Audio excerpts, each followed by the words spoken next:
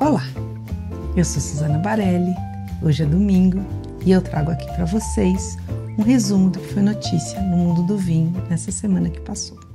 Eu começo contando de um almoço no Dom, o restaurante do Alex Atala, não apenas com Antônio Massanita, que é um enólogo bem irreverente de Portugal, mas também com a Joana Massanita, que é a sua irmã, com quem ele elabora vinhos no Douro, e com o Nono Faria, que é o seu parceiro nos vinhos ali na região da Madeira de Porto Santo.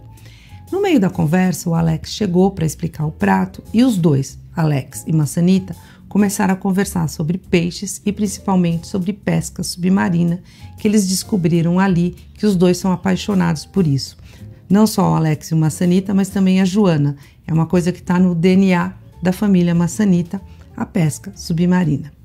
E eles começaram a trocar imagens de fundo do mar, dessas pescarias de peixes e tudo mais. E quando isso aconteceu, eu falei, nossa, já tenho o fio condutor do texto que eu vou escrever.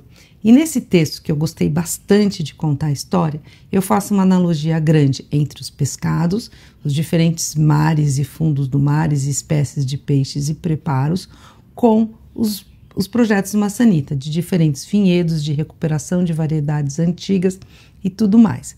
Essa história está no Paladar, na Levan Filosofia, que subiu no sábado, e que eu convido vocês a lerem, que foi um texto que eu realmente gostei de escrever. E claro, gostei muito dos vinhos que eu provei ali, tanto do Alentejo, do Douro, mas também da Madeira e da região do Açores. E também fiquei curiosa porque o Massanita conta que ele vai começar um projeto em Astúrias, na Espanha. Curiosa para provar esses vinhos. Eu gosto muito das provas verticais, que é quando a gente prova o mesmo vinho de safras diferentes. Ela permite que a gente compreenda melhor não apenas a filosofia do enólogo, mas as características de cada safra, como é que o ano mais chuvoso ou mais seco influenciou naquele vinho. É um super aprendizado. E foi isso que aconteceu aqui no Brasil no lançamento da safra 2021 do Syrah Premium da Matetic. A Matetic é uma vinícola ali no Vale de San Antônio, bem pertinho do Pacífico, no Chile, e uma das pioneiras em apostar no cultivo biodinâmico de seus vinhedos e, consequentemente, dos seus vinhos. O Júlio Bastias, que é o principal enólogo da Matetic, veio ao Brasil explicar não apenas esse Syrah de clima frio, agora do ano de 2021, mas também explicar um pouquinho de toda essa filosofia biodinâmica que rege os seus vinhedos. Eu gostei bastante do vinho, é um vinho ainda muito jovem, mas que tem um frescor e que tem essas notas de especiarias que caracterizam muito um Syrah de clima frio. Vale a pena provar agora e vale também dar um tempinho no vinho, que talvez com mais tempo de garrafa seja um vinho que interesse mais a vocês. Eu sigo na biodinâmica para comentar de uma degustação que eu participei lá na Delacroix com os vinhos do Christian Binet. O produtor, ele veio ao Brasil, primeiro para participar do Wine Fest, que é aquele evento que o Léo Reis organizou dentro do Comer e Beber, e no qual eu comecei a conversar com ele, e também participei dessa degustação com vários vinhos da Delacroix. E o que me chamou a atenção, primeiro é a paixão dele pela Riesling, e ele conta todos os desafios, e ele mostra como a mudança climática está mudando a sua maneira de elaborar vinhos. Um exemplo é que em alguns anos ele tem usado vinhos de duas safras diferentes, porque uma das safras o vinho não conseguiu fermentar o suficiente, ficou com mais açúcar residual, ele aproveitou para refermentar no ano seguinte e mostra como o clima está mudando, influindo no perfil dos seus vinhos, para a gente ficar atento, prestando bastante atenção nessa questão. Eu tive a oportunidade de provar os vinhos da Sorrel Williams. A Sorrel, ela vive na Argentina, ela é um misto de jornalista especializada em gastronomia, de sommelier, ela representa o 50 Best lá na Argentina e agora ela também elabora vinhos, quer dizer, ela dá os seus pitacos nos vinhos que levam a sua marca. A proposta dela é fazer vinhos mais descompromissados, mas vinhos assim que não vêm dos terroirs mais nobres da Argentina. Tem muito vinho de vale, com uvas que vêm de vales, mas isso não quer dizer que os vinhos sejam ruins, muito pelo contrário. São vinhos frescos, muito focados na fruta, que eu gostei bastante de conhecer. Esses vinhos chegam ao Brasil pela Barrinhas, mas com uma consultoria da Dani Bravin e da Cássia Campos. E a ideia deles é ser vendido para consumidor final apenas na sede 261 e o restante é um vinho que vai para restaurante.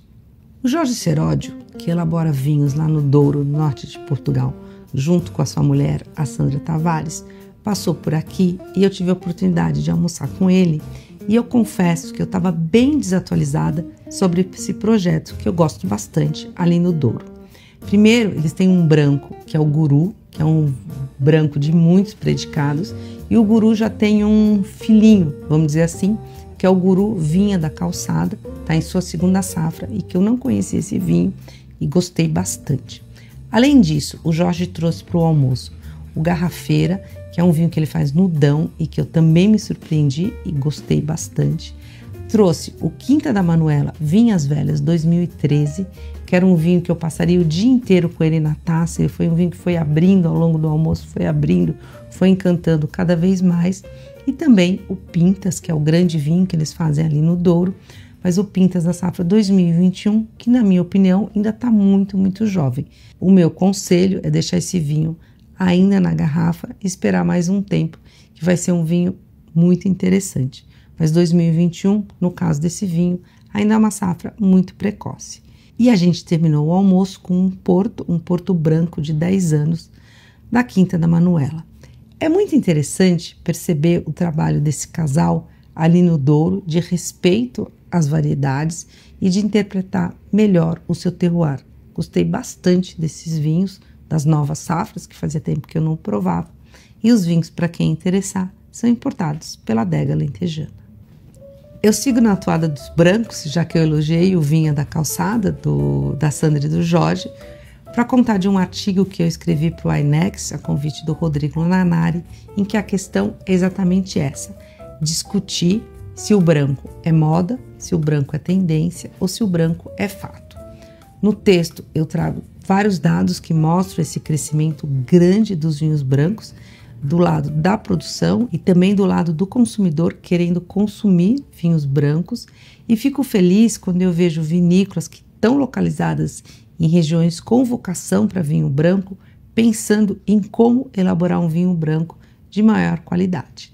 Convido vocês todos a lerem esse artigo e, claro, a abrirem mais garrafas de vinho branco. Aposto que vocês não vão se arrepender. Eu terminei a semana em Brasília. Eu fui para a capital federal a convite do Petros. O Petros é hoje um funcionário aposentado do Senado Federal e principalmente um grande amante de vinhos. 20 anos atrás, o Petros lançou um evento, então bem pequenininho, focado em vinho brasileiro, que chamava Vinhos Brasília. Esse evento cresceu. Hoje ele reúne, nessa edição comemorativa dos 20 anos, ele reuniu mais de 40 produtores de vinho, além de produtores de queijo e de azeite.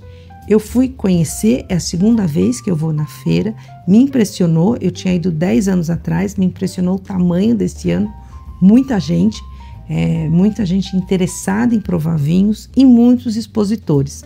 Quando eu fui, ainda eram pequenos produtores brasileiros. Dessa vez você tinha grandes produtores e também pequenos brasileiros, e tinha produtores de várias regiões. Você tinha produtor gaúcho, você tinha produtor da Bahia e você tinha muito produtor do Cerrado. Eu foquei nos vinhos do Cerrado, que é os vinhos que eu tenho mais dificuldade de provar aqui em São Paulo, que eu conheço ainda pouco, e são vinhos todos elaborados com essa técnica que a gente fala de poda invertida ou de dupla poda ou de vinhos de inverno, que, para lembrar, é quando você engana a videira e elabora vinhos no inverno e não no final do verão. É uma técnica que tem crescido aqui no Brasil e que chama muito a atenção. Os projetos ainda são novos, ainda tem muita coisa para fazer, ainda tem vinhedo que tem que envelhecer, que tem que amadurecer, as plantas ainda são muito jovens e a gente vê muito Sauvignon Blanc nos brancos, Syrah nos tintos, mas vê também produtores tentando descobrir outras variedades, como a Marcelin, como a Sangiovese. Eu gostei muito da oportunidade de provar esses vinhos. Eu acho que ainda é cedo para você ficar chamando atenção para a qualidade desses vinhos. Há vinhos que eu gostei, teve vinhos que eu realmente gostei, teve vinhos que eu achei a crítica que eu sempre faço, que são vinhos mais extraídos, vinhos ainda com muita madeira, mas enfim, me chamou muita atenção como essa viticultura aqui da região sudeste e centro-oeste tem crescido. Eu terminei a minha visita na Vinícola Brasília, que é um projeto que faz tempo que eu quero conhecer.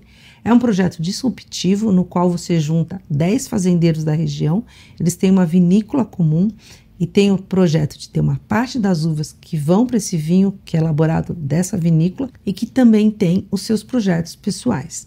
Quero voltar, quero provar mais, quero entender mais essa região.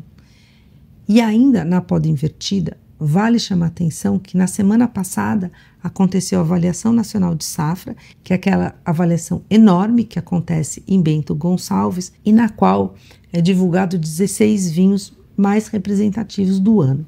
Nessa relação de 16, 3 eram de poda invertida, o que chama muito a atenção sobre esse jeito ou essa técnica do Brasil elaborar vinhos. E também quero chamar a atenção porque a ABE, que é a Associação Brasileira de Enologia, ela divulgou o enólogo do ano. E quem venceu foi o Fábio Góes. Ele fica aqui no estado de São Paulo, ali em São Roque, e lidera a enologia da Góes, que tem feito vinhos não apenas em São Roque, mas agora está expandindo os seus domínios de poda invertida aqui no Sudeste. Então, assim, a gente tem uma feira grande em Brasília, focando atenção para esses vinhos, tem vinícolas novas surgindo, e ali no Cerrado são várias vinícolas, e a gente tem um enólogo do ano, que é elegido pelos seus pares, que tem feito a sua história na poda invertida. E é isso. Eu termino esse vídeo com meu parabéns ao Fábio Góes, eleito enólogo do ano, e aguardo aqui comentários, críticas, sugestões, indagações. Espero que essas notícias tenham sido úteis para vocês. Até a semana que vem.